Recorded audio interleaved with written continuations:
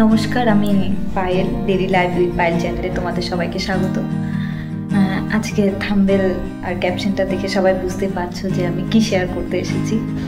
আসলে এটি আমার ফার্স্ট ব্লগ।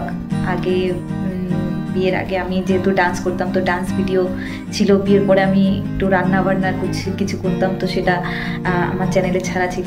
এখন আমার ভিডিওটা অন্য চলছে, তো এখন আমি অন্য একটা নিউজ শেয়ার করতে এসেছি। আমি এই ভিডিওটা অ্যাজ এ মেমোরি হিসাবে আমি আমার চ্যানেলে রাখতে চাই। এটা খুব একটা স্মরণীয় সময়, সবার জীবনে এই সময়টা আসে, তবে কিছু অল্প সময়ের জন্য। তো আমি চাই যে এই মেমোরেবল সময়গুলি আমি ক্যাপচার করে রাখতে চাই আমার ইউটিউব চ্যানেলে। তো হ্যাঁ, আমি দীর্ঘ প্রতীক্ষার পর, অনেক দিন চেষ্টা করার পর আমি মা হতে চলেছি। এখানে অনেকগুলি নেগেটিভ কিট আছে, তো বোঝাই যাচ্ছে আমি অনেক কষ্টের পর, দীর্ঘ প্রতীক্ষার পর, ভগবান অনেক পরীক্ষা নেওয়ার পর আমি সফল হতে পেরেছি। দিস ইজ তো 2022 সালে আমার বিয়ে হয়। তো বিয়ের 1 বছর পার হতেই ফ্যামিলি থেকে একটা প্রেশার আসে কি তোমরা একটা বাচ্চা নিয়ে নাও, একটা বেবি করো। তো আমি আর আমার হাজব্যান্ড একটু সময় নিতে চাইছিলাম। 2 বছর পর ভেবেছিলাম যে বেবি নেব, বাট বাড়ি থেকে প্রেশার। আর বর্তমান দিনে প্রত্যেকটা ঘরে ঘরে মেয়ে বউদের পিসিওডি সমস্যা। একটু কনসিভ করতে আগেকার দিনের মতো অত ইজি হচ্ছে না, একটু কঠিন। তো বিশেষ করে আমার মা, আমার শাশুড়ি মা, একটু বাড়ির বউদেরকেই আর কি, ছেলেদের তো কোনো প্রেশার নেই। তারপর আমরা 2 বছর পর ভাবলাম যে লেটস হ্যাভ এ বেবি। দেন আমরা ট্রাই করছিলাম, কিন্তু কোনো ফলাফল পাচ্ছিলাম না। এভাবে করতে করতে প্রায় 6 মাস পার হয়ে যায়। তো মনে একটা ভয় ঢুকে গেল যে না, হয়তো আমি পারবো না, মা হতে পারবো না। আর ডক্টর দেখালাম। তো ডক্টর দেখানোর পর অনেক কিছু সমস্যা ধরা পড়ে। সেটা নিয়ে আমি পরে ভিডিও বানাবো। এখন এটা আনন্দের মুহূর্ত। তোমরা চাইলে সেই ভিডিওটা আমি দিতে পারি যে আমার কী কী ডিফিকাল্টিস ছিল। এত কিছু ডিফিকাল্টিস থাকার পরও আমি কিভাবে ন্যাচারালি কনসিভ করলাম, সেটা নিয়েও আমি একটা ভিডিও বানাবো। তবে আমি যখন 6 মাস চেষ্টা করতে করতে পার হয়ে গেল, আমি আশা ছেড়ে দিয়েছিলাম। আমি ভেঙে পড়েছিলাম, কোনো আশাই ছিল না। ডাক্তারের ওষুধ খেয়েও হচ্ছিল না। ফ্যামিলি থেকে প্রেশার আরও বাড়তে লাগলো। বিয়ের 3 বছর রানিং।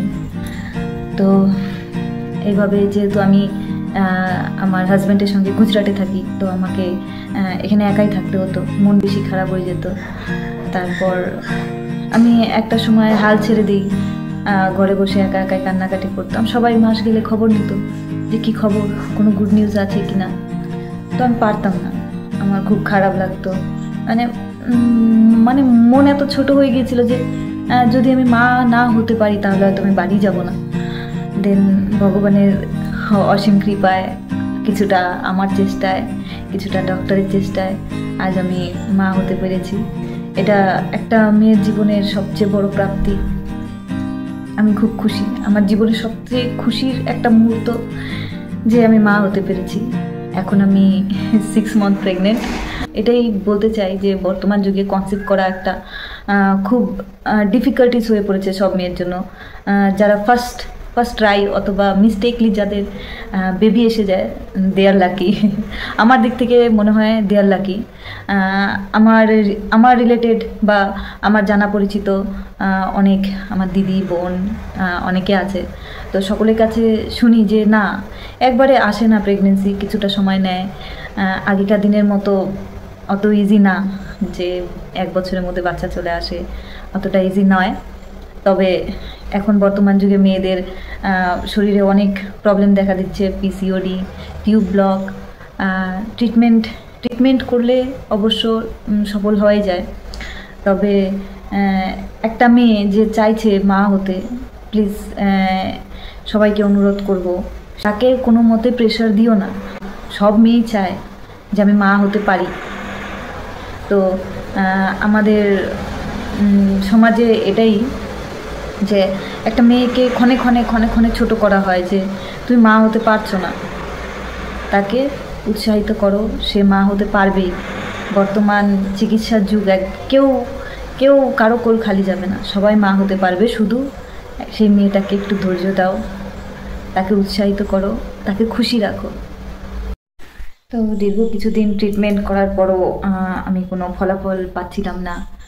ওষুধ চলছিল, ডক্টরও ভালো ছিল, তবে আমি একটা সময় গিয়ে হাল ছেড়ে দিই যে না, আমি আর পারবো না এত ওষুধ চালু করতে, দুদিন পর পর ডক্টরের কাছে যেতে। আমি হাল ছেড়ে দিই।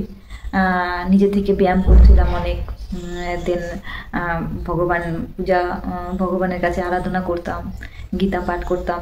মনটাকে আমি একটু একটু শক্ত করি, নিজের উপর নিজে ভরসা আনি যে হবে হবে। আমার হাজব্যান্ড আমার সাথে ছিল সব সময়। আমার হাজব্যান্ড আগাগোড়াই আমাকে অনেক সাপোর্ট করে এসেছে। যখন বলেছি ডক্টরের কাছে নিয়ে গিয়েছে, সাথে করে গিয়েছে।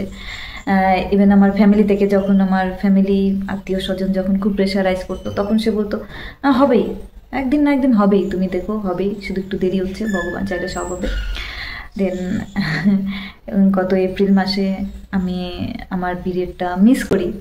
দেন মিস করার পরও আমি অতটা নিজেকে গুরুত্ব দিইনি, যেহেতু হ্যাঁ আমাদের প্ল্যানিংয়ে ছিল আমরা বেবি নিব, যেহেতু 7 মাস এবার ধৈর্যের পরীক্ষা, যে 7 মাস পার হয়ে যাচ্ছে। তো সেবার পিরিয়ডটা আমার মিস গেল, তবে আমি গুরুত্ব দিইনি, নিজেকে অত গুরুত্ব দিইনি। তো এপ্রিল মাসের 28 তারিখে পিরিয়ড হওয়ার কথা ছিল, দেন হলো না। তো আমি ভাবছিলাম হয়তো যে আমি বেশি টেনশন করছি, ওর জন্য হরমোনাল ইনব্যালেন্সের জন্য হয়তো, বা আসছে না পিরিয়ডটা।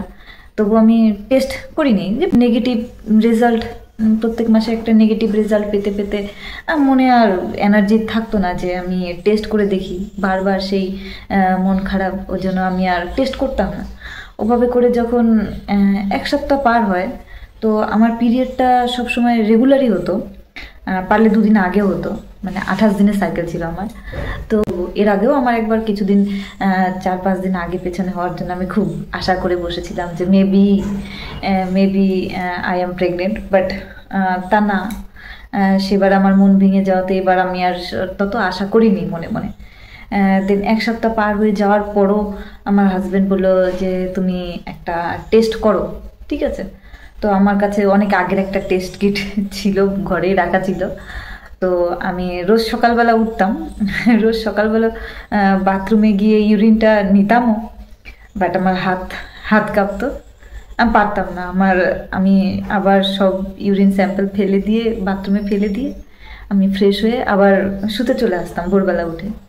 আমি ইচ্ছা করতো না আমার টেস্ট করতে। হালকা হালকা পেটে পেইনও হচ্ছিল, মনে হচ্ছিল যে এই বুঝি আমার পিরিয়ড চলে আসবে। দেন একদিন ভোরবেলা, আমার এখনও মনে আছে ডেটটা, মে মাসের 6 তারিখ, অলরেডি আমার পিরিয়ড পার হয়ে গেছিলো প্রায় 9 দিন। দেন আমি মে মাসের 6 তারিখ ভোরবেলা, সেদিন ভোরবেলা উঠেছিলাম। সেদিনও আমি ইউরিন স্যাম্পল আমি কালেক্ট করে, বাস সব কিছু খোলা হয়ে গেছিলো, বাস আমি কালেক্ট করে আমি ড্রপটা দিব। আমি সেবেলাও পারিনি, আমার হাত কাঁপছিল, আর মনে মনে নিজের প্রতি নিজেরই একটা ভয় যে এই বুঝি নেগেটিভ আসবে, আমি হয়তো আবার কষ্ট পাবো, আবার আমার 5-6 দিন আমি আবার ডিপ্রেশনে আমি পাগল হয়ে যাবো, ওর জন্য আমি করিনি। দেন আবার কি মনে হলো সকাল 9টার সময় যে খুলেই ফেলেছি প্যাকেটটা, তাহলে আমি দেখি কি হয়।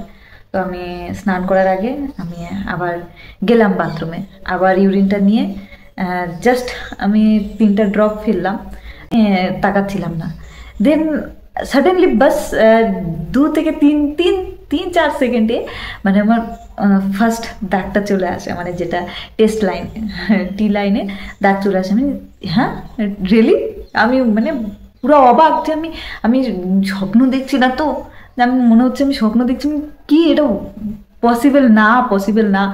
আমি বাস কিটটা নিয়ে বাস ঘরে এলাম দৌড়াতে দৌড়াতে। সে সময় আমার হাজব্যান্ড ছিল না ঘরে, বলেছিলাম। দেন আমি ছাদে গেলাম, তো কিটটা আমি ঠাকুরের সামনে রেখে অনেক অনেক থ্যাংক ইউ বলেছি ঠাকুরকে। ভগবান গোবিন্দ আমার ডাকে সাড়া দিয়েছে। আমি প্রত্যেক দিন পুজোর পরে আমি শুধু গোবিন্দকে, ঠাকুরকে এটাই বলতাম যে আমাকে সন্তান দান করো ঠাকুর, আমাকে একটা সন্তান দাও, আমার আর কিচ্ছু চাই না, আমার কিচ্ছু চাই না। তো আমি খুব খুশি। তো সেদিনও আমার হাজব্যান্ড খবর নিল যে তুমি টেস্ট করোনি, তুমি টেস্ট করোনি। আমি না, আমার ভয় লাগছে, আমি করিনি। আর আমার হাজব্যান্ডের কেন জানি ওর একটা গিল্ট ওর মনে মনে কাজ করছিল। ও সেবারই বলছে যে কেন জানি মনে হচ্ছে এবার এবার একটা গুড নিউজ পাবো। ওর আমার থেকে বেশি সেবার মনে টান আসলো। তো সেবার আমরা ডক্টরও দেখাতে যাইনি। ওই মাসটা আমাদের ট্রিটমেন্ট বন্ধ ছিল, ওই মাসটা আমরা যাইনি। মানে ডক্টর আমাদের বলেছিল একটা হয়তো সার্জারিও করতে লাগতে পারে, তো আমরা সেই ভয়ে আমি যাইনি ডক্টরের কাছে। তো তো হাজব্যান্ডের জন্য রাতেবেলা আমি একটা সারপ্রাইজ প্ল্যানিং করেছিলাম। তো আমার হাজব্যান্ডও প্রথমে খুব খুশি, দেন ওই দুটো দাগ দেখে ও বিশ্বাস করতে চাইলো না। তারপর আমরা গেলাম ডক্টরের কাছে। তো ডক্টর স্ক্যান করলো। তো ডক্টর বললো yes you are pregnant, you are pregnant Payel Sarkar, you are pregnant, enjoy your pregnancy. এই যে সেই প্রথম ওকে দেখতে পাই, তখন 5 days চলছিল, অলমোস্ট 6 উইক চলছিল। তো আমাদের বললো যে আর 1 সপ্তাহ বাদে আসো, আমরা বেবির হার্টবিট চেক করবো যে হার্টবিট এলো কিনা। তো সেই সময় আমার হাজব্যান্ড যখন ডক্টর বললো যে ইয়েস ইয়েস आप लोग पेरेंट्स बनने वाले हो, যখনই বললো তখন আমার হাজব্যান্ড খুব খুশি, ও তখন বিলিভ করলো। দেন তখন আমরা অ্যাকচুয়ালি বাড়িতে জানাই, কনফার্ম হয়ে মে মাসের 9 তারিখে সেদিন আমরা কনফার্ম হয়ে বাড়িতে জানালাম, সবাই খুশি। এখন আমি এখানে গুজরাটে এখনও একাই আছি। আমি 7 মাসে বেবি শাওয়ারে বাড়ি যাব।